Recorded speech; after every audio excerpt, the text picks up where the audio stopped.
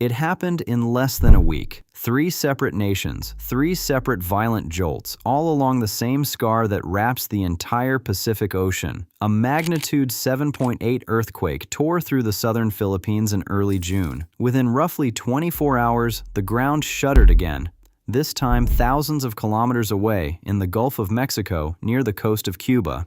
And before the dust had even settled in either place, the headlines were screaming the same question all over the world. Is the Ring of Fire waking up? Is the planet itself starting to crack open? Right now, millions of people are staring at maps covered in red dots, wondering if their coast is next. So here is what is actually happening.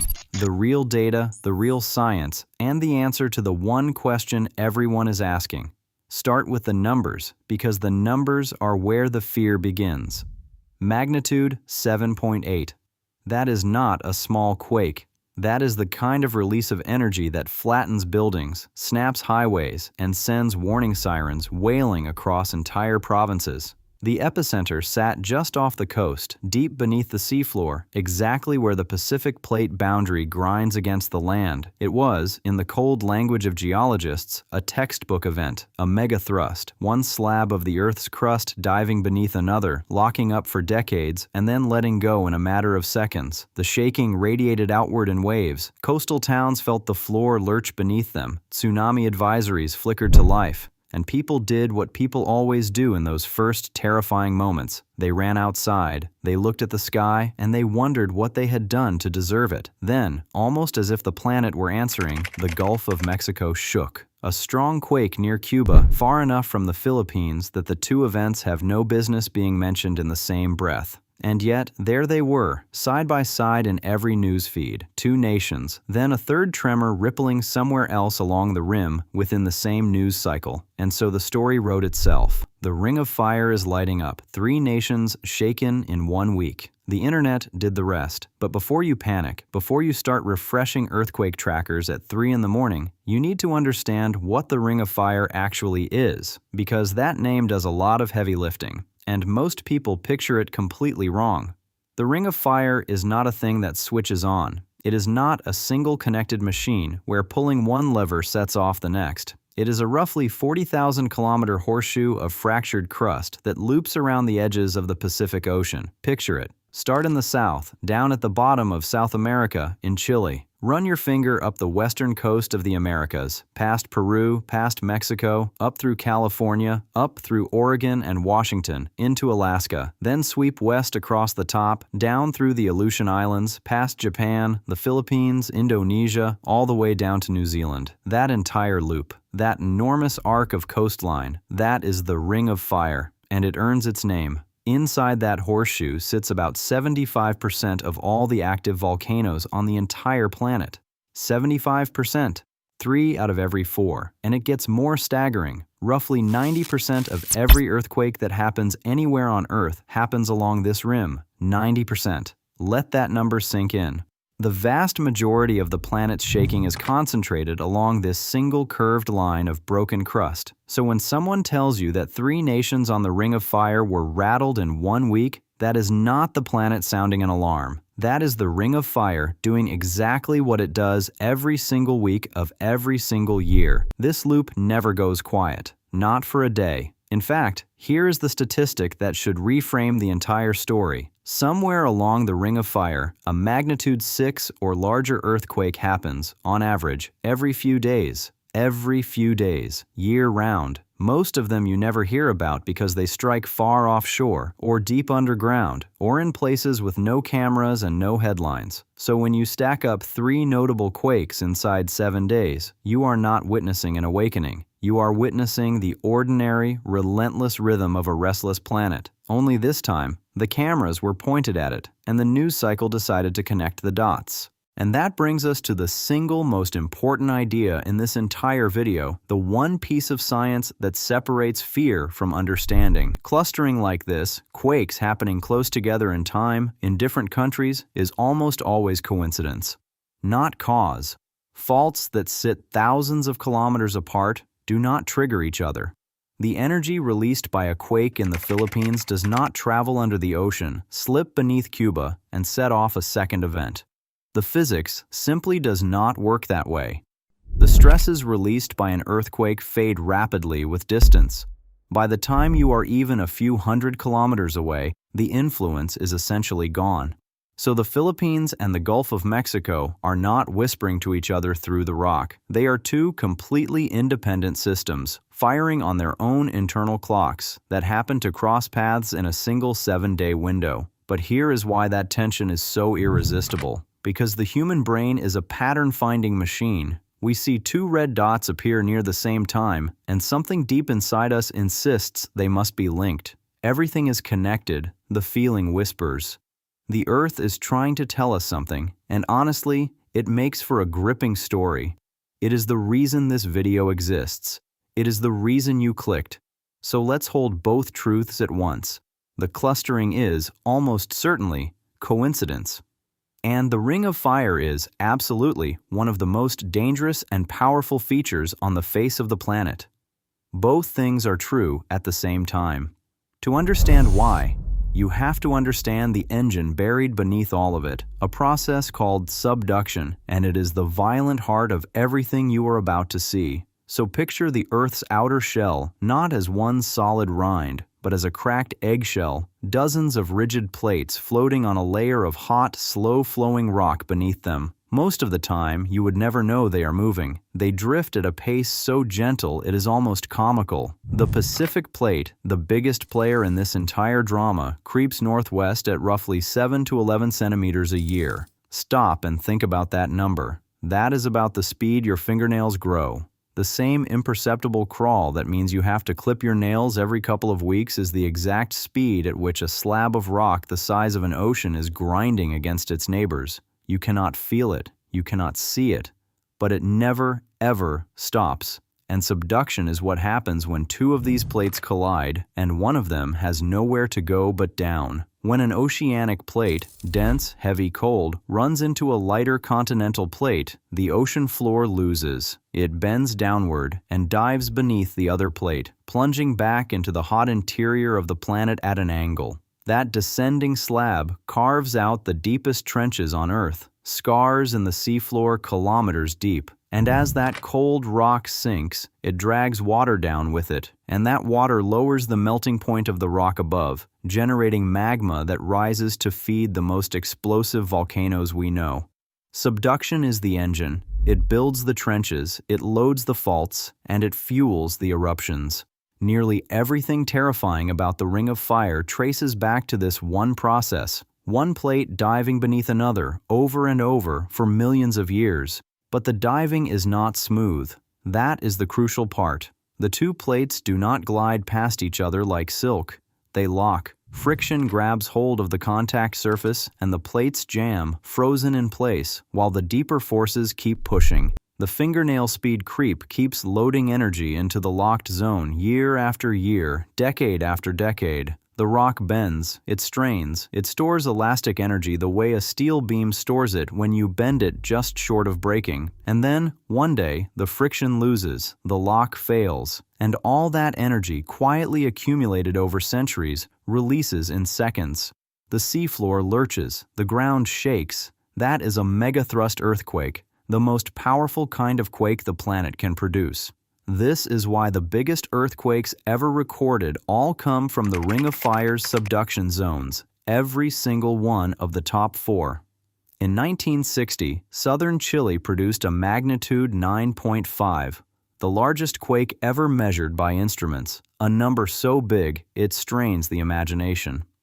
In 1964, Alaska unleashed a 9.2 on a quiet spring afternoon, splitting roads and dropping coastlines. In 2004, the seafloor off Sumatra ruptured at magnitude 9.1, tearing open a fault line that stretched for over 1,000 kilometers. And in 2011, the coast of Japan was struck by a 9.0 that the world watched live, in horror, on its televisions. 4 monsters, 4 subduction zones, all of them along this same fiery horseshoe. And that is why scientists do not lie awake at night worrying about the everyday magnitude 6s.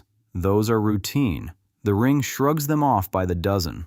What keeps researchers staring at their seismographs is the megathrust, the locked segment that has been quietly hoarding energy for 200 or 300 years, the patient one, the one nobody has felt in living memory. Because the longer a locked fault stays silent, the more strain it banks and the bigger the eventual release. Silence on a subduction zone is not comfort. Silence is the loading bar. But the megathrust is only one face of the ring. The earthquakes here do not all look the same, and once you understand the differences, you start to read the news with completely different eyes. The megathrust is one type, vertical, oceanic, the tsunami maker.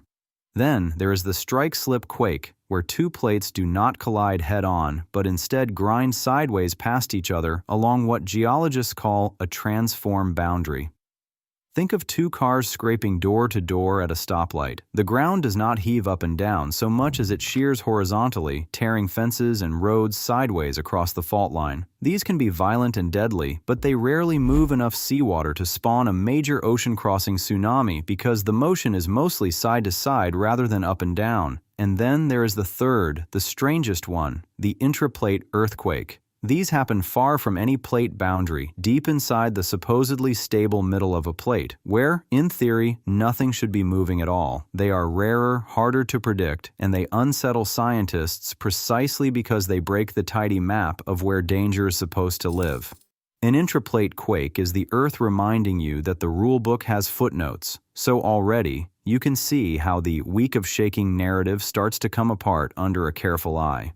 3 nations, 3 separate red dots, and they may well be 3 entirely different kinds of earthquake on 3 entirely different structures with 3 entirely different driving forces, connected by nothing more than the calendar and a news editor's instinct for a pattern. The Philippines event, a textbook megathrust along the boundary where the Pacific system bites down on the islands. The Gulf of Mexico event, a strike-slip rupture near a transform zone close to Cuba, a fundamentally different machine. Same week, same headline, almost nothing else in common. And yet the fear the ring inspires is not irrational, far from it. Because when a subduction zone does let go, the consequence is not just shaking, it is the ocean itself. And to understand why an earthquake hundreds of kilometers offshore can drown a coastline an hour later, you have to understand exactly how a tsunami is born. And almost everyone, including people who have lived their whole lives by the sea, gets this part completely wrong. Here is the misconception, and it is a dangerous one. Most people imagine that a tsunami is caused by the shaking, that the ground rattles, the water sloshes, and a wave rolls in. That is not how it works. The shaking, no matter how violent, is almost beside the point. What makes a tsunami is vertical displacement of the seafloor itself. When a megathrust ruptures, the upper plate, which has been bent and held down for centuries like a compressed spring, suddenly snaps upward. In seconds, a slab of ocean floor, hundreds of kilometers long, can lurch up by several meters, and the entire column of water sitting on top of it,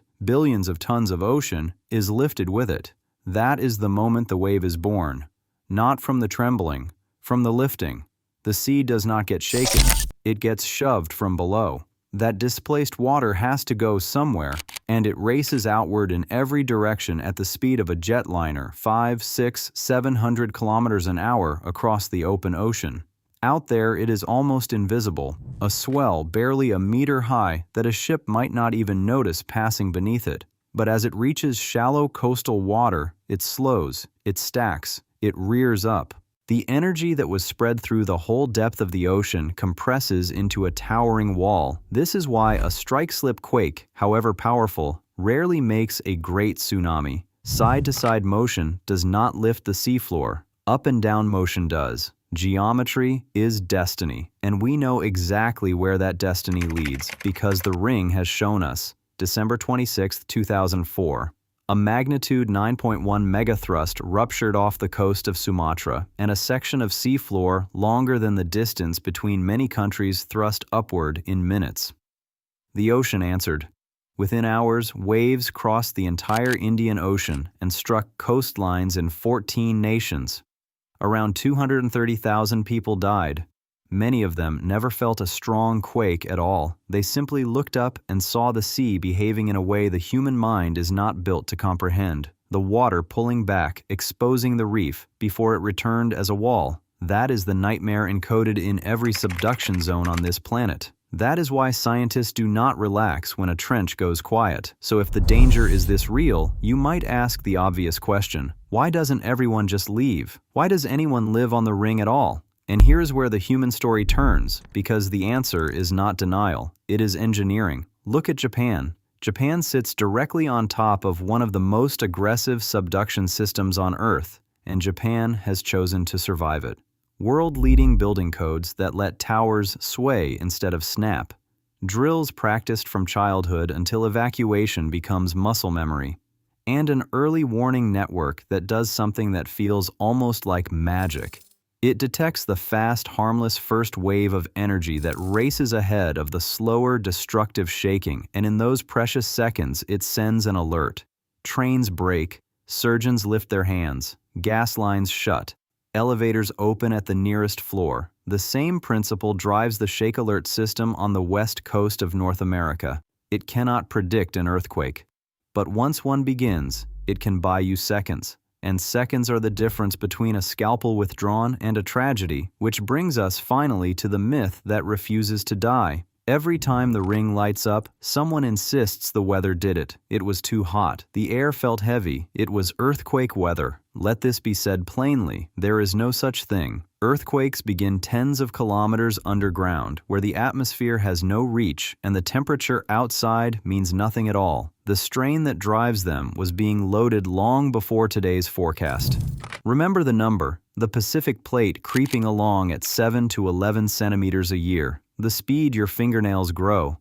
That quiet, relentless drift is the real engine, accumulating century after century until rock can hold no more. No heat wave triggers that. No barometer predicts it.